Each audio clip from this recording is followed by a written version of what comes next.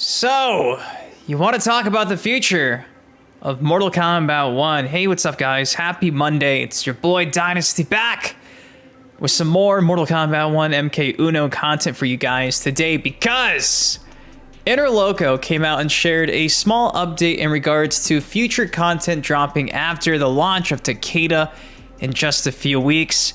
If you guys remember, we talked about various different Kameo fighters a long time ago that were actually found in the game source code, those Kameo fighters being Li Mei, Liu Kang, Quan Chi, Kintaro, and Shinnok. And well, we got some interesting things from Interloko about those characters. Also, Interloko came out and verified things that we've known for a while now, like, Sector, Cyrax, Noob, Ghostface, T1000, and Conan still being more than likely 100% at this point, practically, the upcoming characters in the story mode expansion.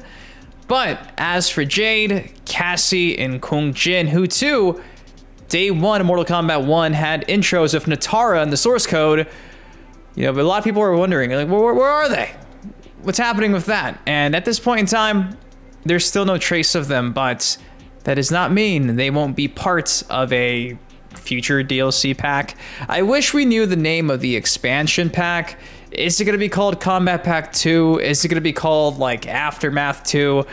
I just wish I could, have a proper name instead of confusing you guys. So, in today's video, breaking down everything that Interloko had today on his channel. If you guys want to support me, please go support my man Interloko, because without Interloko, updates like this don't happen. I'll have Interloko's video posted down below. It's about 10 minutes long, and he explains pretty much everything that I'm about to talk about, probably a lot better than I could. So I know you guys are like, he speaks Spanish, I don't understand Spanish. Use the captions, guys. YouTube gives you tools. There's no excuses. If you support your boy, please support my friend Interloko for always doing the Elder Gods work here on YouTube when it comes to data mining the game's source code.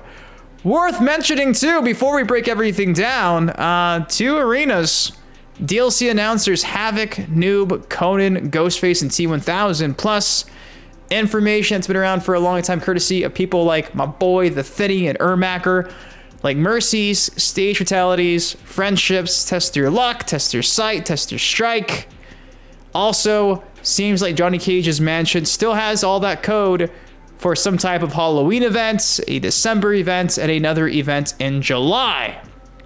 So yeah, we got the Kameo mode, the tag team mode, pretty much everything to look forward to if it comes to fruition, dropping after Takeda drops in just a few weeks. So if you're excited for maybe the comeback of Mortal Kombat 1, drop a like on the video. The pause was because I don't think this game could come back. Maybe I'm wrong. Maybe EVO 2025, instead of getting like 600 people, we get 2,000. Maybe it makes a comeback when all this content comes out, if it comes out. So, with that said, without further ado, let me break down everything that Interloko shared today on YouTube. So, in regards to Jade, Cassie, and Kung Jin, who, like I mentioned, had a few intros with Natara day one, then when you actually patched your game, they were gone and wiped from the source code. Interloko said just because there's no traces of these new intros, or even the original intros they had against Natara, that doesn't mean that they aren't going to be part of upcoming DLC. There's just simply no trace. But Interloko personally believes that they will still be added eventually in the future. So again, I know a lot of Jade fans are freaking out because there's been no talk of Jade, no confirmation of Jade, and Jade, just like Cassie and Kung Jin, they're probably coming, but just be patient. They removed them from the code, but safe to say they're probably still planned, it seems.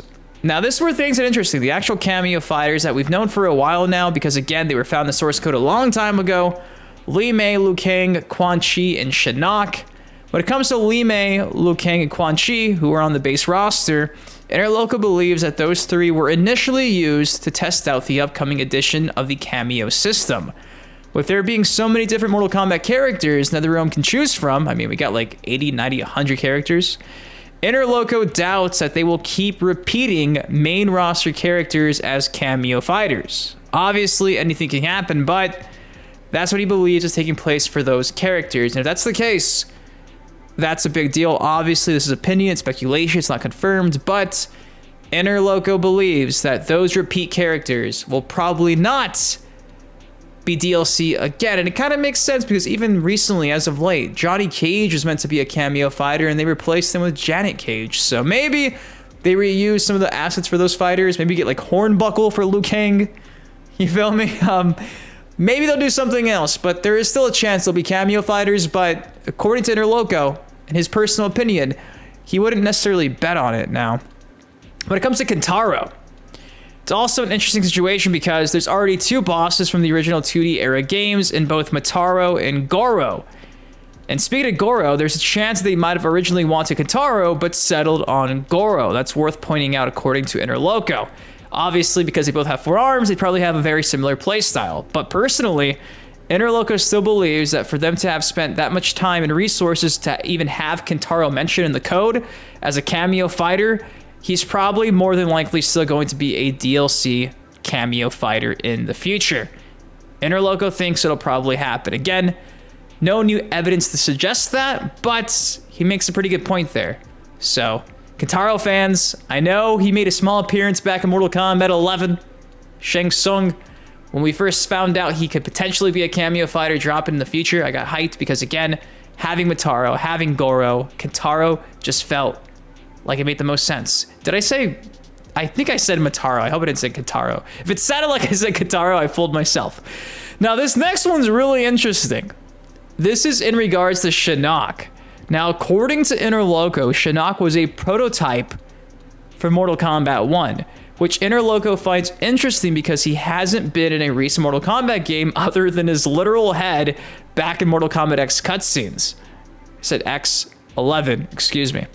With him being a character they use in the creation of this game, Interloko believes that he's more than likely still going to end up being a DLC cameo fighter in the future. Again, it's just his opinion, not fact-based, there's no new information, but given that, just like some of these other characters, there was resources used on Shinnok, he can't see them just getting rid of that creation and scrapping that idea entirely. And again, seems like Shinnok was used in the creation of the game, in particular the cameo system.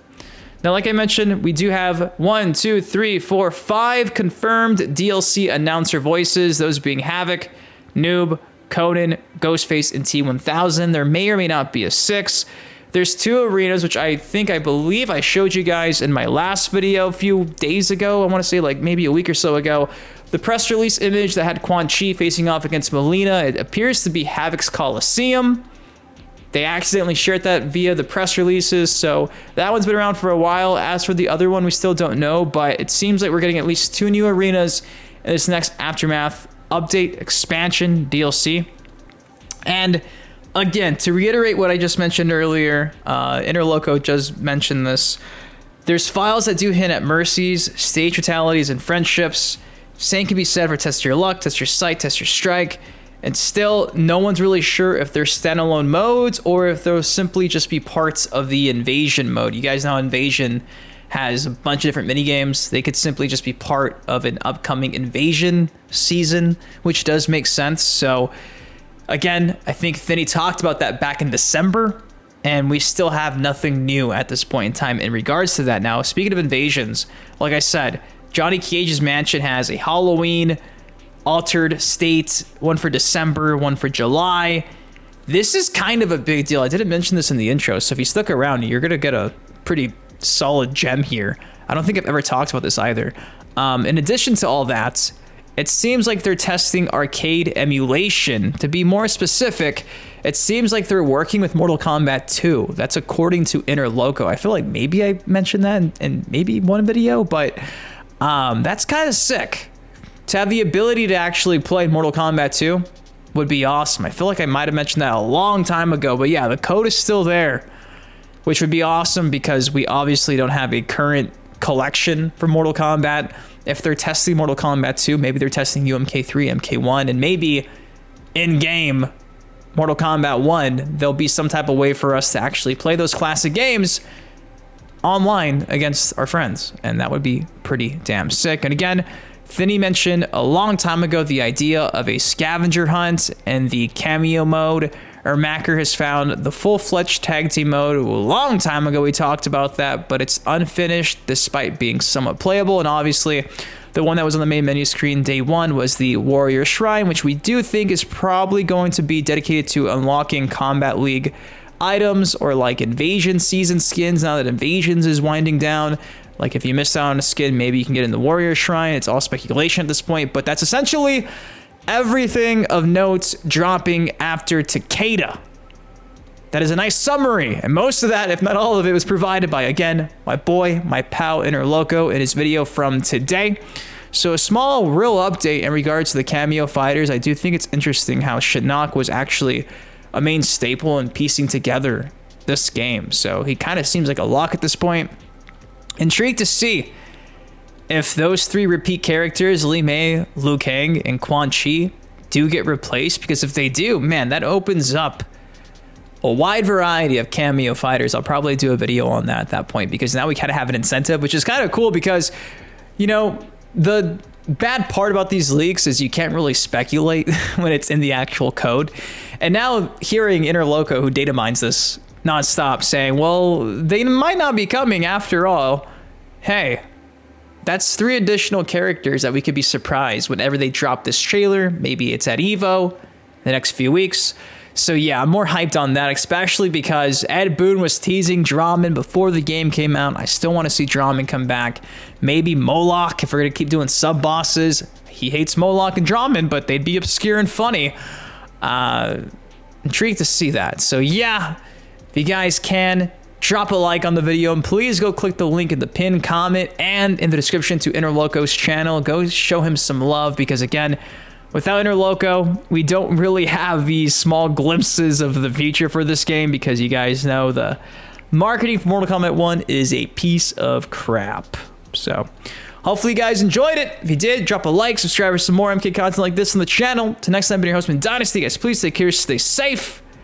Jade fans, she's dropping soon. Be patient. I'll see you in the next video. Peace.